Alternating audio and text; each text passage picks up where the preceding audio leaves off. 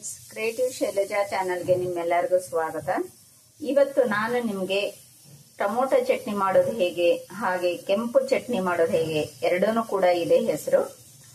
ಆಮೇಲೆ ಇದು ಬಂದು ದೋಸೆಗಾಗ್ಲಿ, ಇಡ್ಲಿಗಾಗ್ಲಿ ಅಥವಾ ಚಪಾತಿಗಾಗ್ಲಿ, ಅನ್ನಕ್ಕಾಗ್ಲಿ ತುಂಬಾ ಚೆನ್ನಾಗಿ ಇದು ಸೆಟ್ ಆಗುತ್ತೆ ಈ ಒಂದು ಚಟ್ನಿ. ಆ ಕಾರಣದಿಂದ ಇವತ್ತು ನಾನು ನಿಮ್ಗೆ ಈ ಒಂದು ರೆಸಿಪಿನ ತಂದಿದ್ದೀನಿ. ವಿಡಿಯೋನ ಎಲ್ಲಿನೂ ಕೂಡ ಸ್ಕಿಪ್ ಮಾಡಿದಿರಾ, ಸಂಪೂರ್ಣವಾಗಿ ನೋಡಿ ಫ್ರೆಂಡ್ಸ್, ನಿಮ್ಗೆ ಚೆನ್ನಾಗಿ ಅರ್ಥ ಆಗುತ್ತೆ. ಒಳ್ಳೆ ಟೇಸ್ಟಿ ಆದಂತ, ಸೂಪರ್ ಆದಂತ, ರುಚಿಕರವಾದಂತ ಟೊಮಾಟೊ ಚಟ್ನಿ ಅಥವಾ ಕೆಂಪು ಚಟ್ನಿ ಮಾಡೋದು ಹೇಗೆ ಅಂತ ಹೇಳ್ಬಿಟ್ಟು ನೋಡೋಣ ಬನ್ನಿ. ಇವಾಗ ಅದಕ್ಕೆ ಏನೇನ್ ಪದಾರ್ಥಗಳು ತಗೊಂಡಿದ್ದೀನಿ ಅಂದ್ರೆ, ನಾನು ಇಲ್ಲಿ ನೋಡಿ ಉಪ್ಪು, ಅರಿಶಿನ, ಹಾಗೆ ಶುಂಠಿ, ಬೆಳ್ಳುಳ್ಳಿ ತಗೊಂಡಿದ್ದೀನಿ ನೋಡಿ. ಹಾಗೇನೆ ಇಲ್ಲಿ 2 ಸ್ಪೂನ್ ಅಷ್ಟು ಜೀರಿಗೆಯನ್ನ ತಗೊಂಡಿದ್ದೀನಿ. ಆಮೇಲೆ 2 ಸ್ಪೂನ್ ಅಷ್ಟು ಕಡಲೆಬೇಳೆನ ತಗೊಂಡಿದ್ದೀನಿ.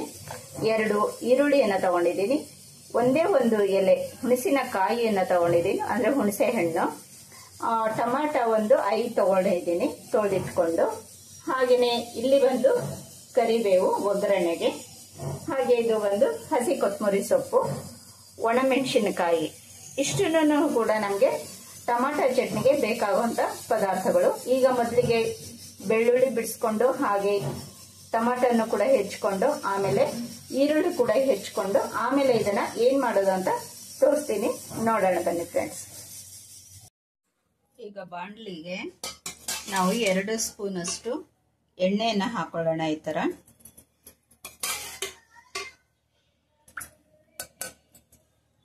ಎಣ್ಣೆ ಹಾಕೊಂಡಿದ್ದಾಗಿದ ನಂತರ ಇದಕ್ಕೆ ಮೊದಲಿಗೆ ನಾವು ಕಡಲೆಬೇಳೆಯನ್ನ ಹುರ್ಕೋಬೇಕು. ಈಗ ಕಡಲೆಬೇಳೆಯನ್ನ ಹಾಕ್ಬಿಟ್ಟು ಅದು ಒಂದು ಸ್ವಲ್ಪ ಕೆಂಪಾಗೋವರೆಗೂ ಕೂಡ ಅದನ್ನು ಹುರ್ಕೋಬೇಕು.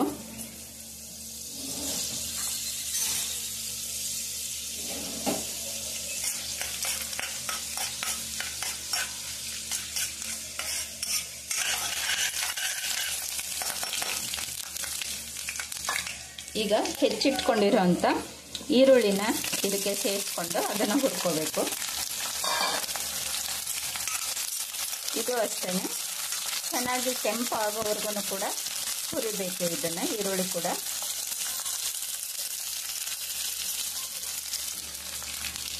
ಇಲ್ಲಿ ನೋಡಿ, ಒಂದು ಚಿಟಿಕೆಯಷ್ಟು ಉಪ್ಪನ್ನ ನಾವು ಇದಕ್ಕೆ ಈ ತರ ಹಾಕ್ಬಿಟ್ಟು ನಾವು ಕೈ ಆಡಿಸಿದ್ವಿ ಅಂತಂದ್ರೆ ಈರುಳ್ಳಿ ತುಂಬಾ ಬೇಗ ಕೆಂಪಾಗುತ್ತೆ.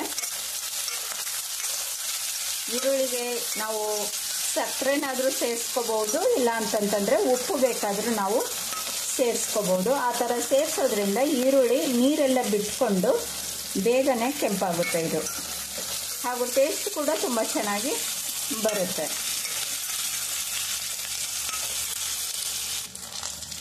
ಈಗ ಈರುಳ್ಳಿ ಎಲ್ಲ ಕೂಡ ಕೆಂಪಾಗಿದೆ ನೋಡಿ. ಈಗ ಬೆಳ್ಳುಳ್ಳಿಯನ್ನು ಹಾಕೊಳ್ತಾ ಇದ್ದೀನಿ.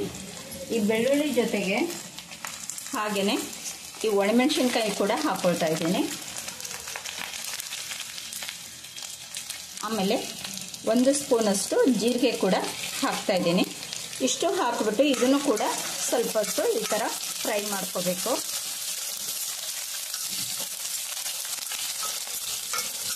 ಇದು 1-2 ನಿಮಿಷದಷ್ಟು ಫ್ರೈ ಮಾಡ್ಕೊಂಡ್ರೆ ಸಾಕು. ಯಾಕಂದ್ರೆ ಮೆಣಸಿನ್ಕಾಯಿ ಎಲ್ಲನೂ ಕೂಡ ಒಣಮೆಣಸಿನ್ಕಾಯಿ ಆಗಿರೋದ್ರಿಂದ ನಾವು ಸ್ವಲ್ಪ ಹೊತ್ತು ಮಾತ್ರ ಇದನ್ನು ಫ್ರೈ ಮಾಡಿಕೊಂಡ್ರೆ ಸಾಕಾಗುತ್ತೆ. ಈಗ ಇದಕ್ಕೆ ನಾವು ಟೊಮಾಟೊವನ್ನು ಸೇರಿಸ್ಕೊಳ್ಳೋಣ. ಈಗ ನೋಡಿ, ಹೆಚ್ಚಿಟ್ಕೊಂಡಿರುವಂಥ ಟೊಮಾಟೊನೇ ಇದಕ್ಕೆ ಸೇರಿಸ್ತಾ ಇದ್ದೀನಿ. ಇದು ಅಷ್ಟೇನೆ,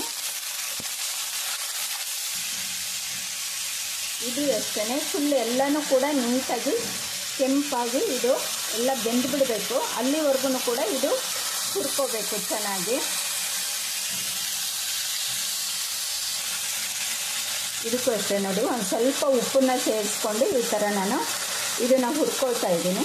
ಉಪ್ಪು ಹಾಕೋದ್ರಿಂದ ಟೊಮೆಟೊ ಕೂಡ ತುಂಬ ಬೇಗ ಬೇಯುತ್ತೆ. ಆ ಕಾರಣದಿಂದ ಇಲ್ಲಿ ಉಪ್ಪನ್ನ ಸೇರಿಸ್ಕೊಳ್ತಾ ಇದ್ದೀನಿ ನಾನು.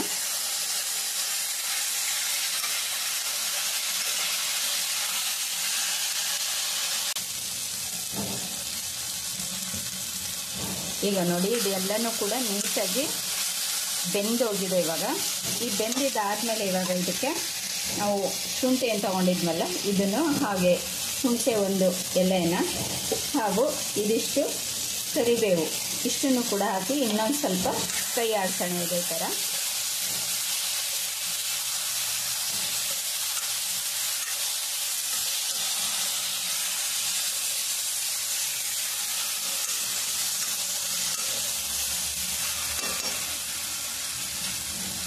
ಹಾಗೆ ಇವಾಗ ನಾವು ಉಪ್ಪು ಹಾಗೆ ಅರಿಶಿನ ಏನು ಇಟ್ಕೊಂಡಿದ್ವಿ ಇದನ್ನು ಕೂಡ ಇದಕ್ಕೆ ಸೇರಿಸ್ಕೊಳ್ಳೋಣ.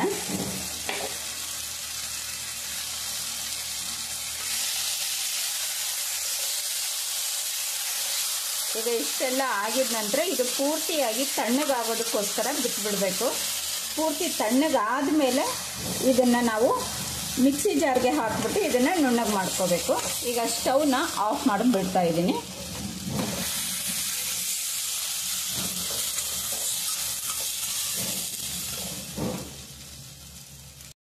ಈಗ ಇದು ತಣ್ಣಗಾಗಿದೆ ನೋಡಿ. ಇವಾಗ ಇದನ್ನ ಮಿಕ್ಸಿ ಜಾರ್ಗೆ ಹಾಕ್ಬಿಟ್ಟು ಇದು ನುಣ್ಣಗೆ ರುಬ್ಕೊಳ್ಳೋಣ. ಇದು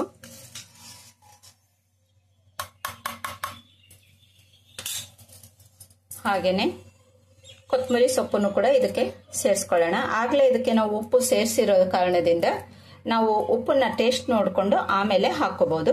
ಇವಾಗ ಇದನ್ನ ಗ್ರೈಂಡ್ ಮಾಡಿಕೊಂಡು ಬರೋಣ. ಈಗ ಇದು ಗ್ರೈಂಡ್ ಆಯ್ತು ನೋಡಿ.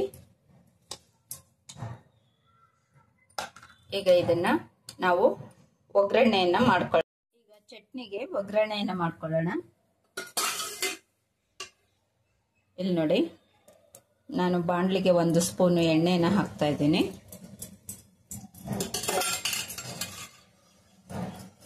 ಹಾಗೇನೆ ಎಣ್ಣೆ ಸ್ವಲ್ಪ ಬಿಸಿ ಆಗಿದ ನಂತರ ನೋಡಿ 1 ಸ್ಪೂನ್ ಅಷ್ಟು ಜೀರಿಗೆನ ಸೇರಿಸ್ತಾ ಇದ್ದೀನಿ.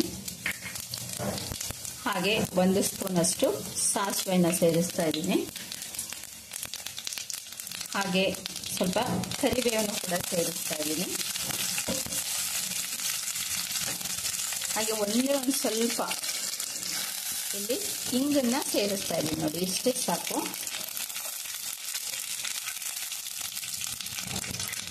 ಈಗ ಇದಕ್ಕೆ ಇನ್ನೇನು ಹಾಕೋದು ಬೇಡ.